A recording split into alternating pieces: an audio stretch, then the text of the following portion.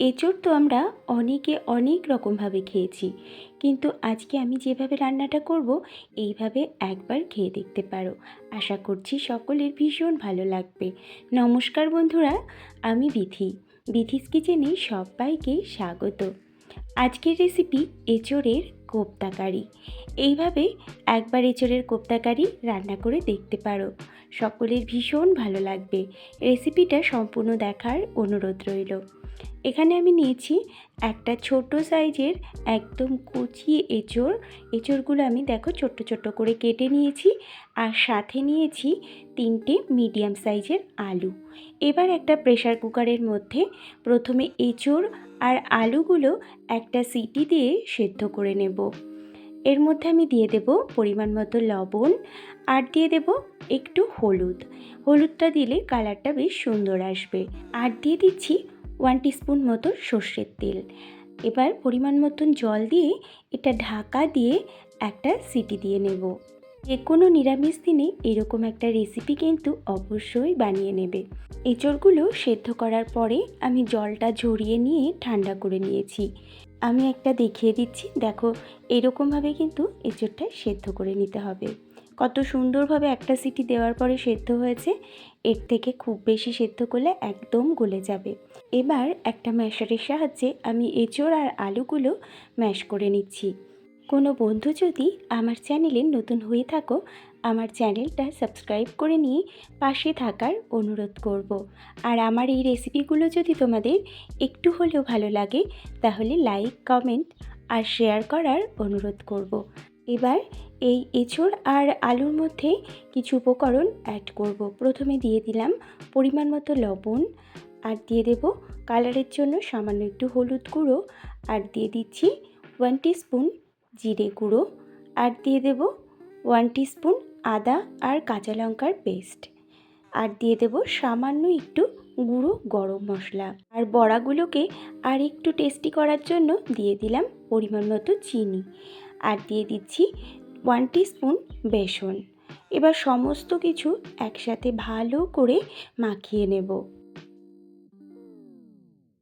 হাত দিয়ে এগুলো খুব ভালো করে মাখিয়ে নিতে হবে।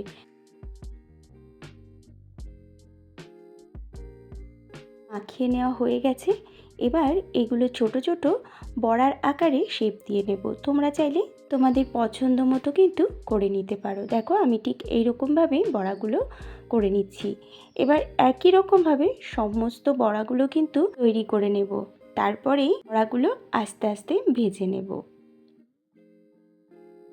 সব বড়াগুলোই এখানে তৈরি করে নেওয়া হয়ে গেছে। এবার এই বড়াগুলো ভেজে নেব।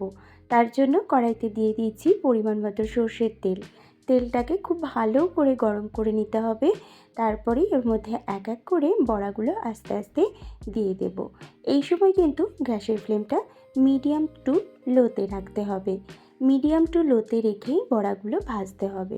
হাই ফ্লেমে বড়াগুলো ভাজলে বড়াগুলো একদমই ভালো হবে না, আর পুড়ে যাবে। দেখো একটা দিক ভাজা হয়ে গেছে। এবার অপর দিকটা কিন্তু পাল্টে দিচ্ছি।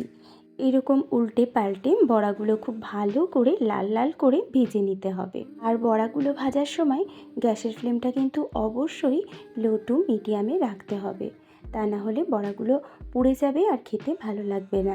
দেখো বড়াগুলো সুন্দরভাবে কিন্তু ভাজা হয়ে গেছে। ঠিক এইরকমভাবেই আমি ভেজে তুলে রাখবো। এবার তুলে নেব। তোমরা এইরকমভাবে স্ন্যাক্স হিসাবেও কিন্তু এই বড়াগুলো সন্ধ্যাবেলা চায়ের সাথে খেতে পারো। খেতে কিন্তু ভীষণ ভালো লাগবে। এবার বড়াগুলো এক এক করে তুলে নেব। ঠিক এইরকমভাবেই বড়াগুলো ভেজে আমি তুলে রাখছি।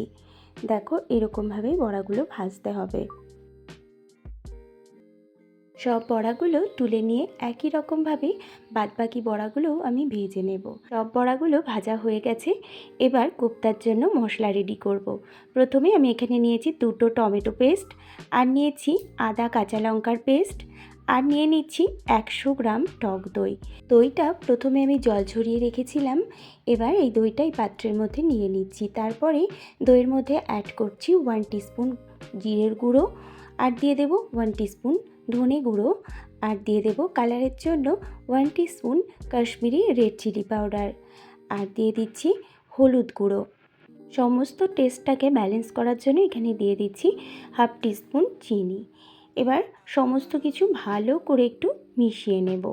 এবার দইটাও ভালো করে ফেটিয়ে নেওয়া হয়ে যাবে। সব মশলাই রেডি করা হয়ে গেছে। এবার আমি রান্নাটা শুরু করব। তার জন্য কড়াইতে আবারও দিয়ে দিয়েছি সর্ষের তেল, আর ফোড়নে দিয়ে দিচ্ছি সামান্য একটু কালো জিরে, আর দিয়ে দিচ্ছি গোটা গরম মশলা, দারচিনি, এলাচ, লবঙ্গ। এবার সব কিছু খুব ভালো করে ভাজা হয়ে গেলেই প্রথমেই আমি দিয়ে দিচ্ছি এখানে টমেটোর পেস্ট। টমেটোর পেস্টটা দেওয়ার পরে দিয়ে দেব আদা আর কাঁচা লঙ্কার পেস্ট। লঙ্কাটা অবশ্যই তোমাদের পছন্দ মতো কিন্তু এখানে অ্যাড করবে।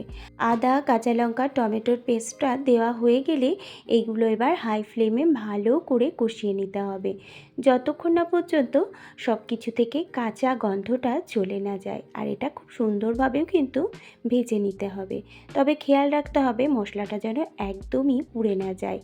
দেখো মশলাটা আমি সুন্দর করে কষিয়ে নিচ্ছি। যে কোনো রান্নাতেই মশলাটা যদি সুন্দর করে কষানো হয় তাহলে কিন্তু রান্নার টেস্ট খুবই সুন্দর হয়।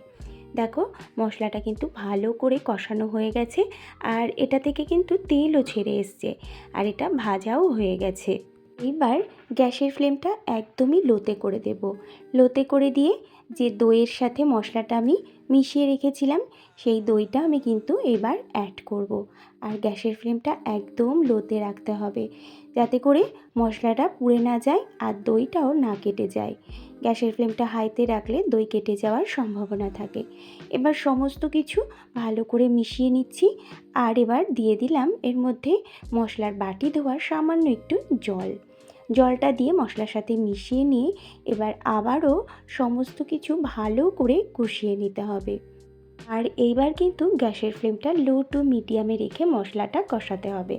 দেখো মশলাটা সুন্দরভাবে কষিয়ে নেওয়া হয়ে গেছে, আর মশলা থেকে তেলও ছেড়ে এসছে।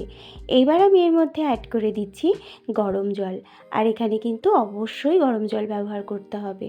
জলটা দিয়ে মশলার সাথে ভালো করে মিশিয়ে নিচ্ছি। ঝোলটা এবার খুব সুন্দর করে ফুটিয়ে নিতে হবে। এবার দিয়ে দিলাম পরিমাণ মতো লবণ। লবণটা কিন্তু অবশ্যই বুঝে ব্যবহার করতে হবে, যেহেতু মশলা কষানোর সময় আমি লবণ দিয়েছিলাম। এবার ঝোলটা ভালো করে ফুটিয়ে নিতে হবে, যেহেতু বড়াগুলো দেওয়ার পরে আর ঝোলটা ফোটানো যাবে না। দেখো ঝোলটা ফুটে গেছে। এবার আমি বড়াগুলো এক এক করে দিয়ে দিচ্ছি। এবার বড়া দেওয়ার পরে ঝোলের সাথে একটু মিশিয়ে দিলাম, তারপরে কিন্তু 1 থেকে 2 মিনিট ফুটিয়ে নিলেই কিন্তু রান্নাটা একদম রেডি হয়ে যাবে। খুব বেশি ফোটালে বড়াগুলো গলে যাবে, খেতে একদমই ভালো লাগবে না।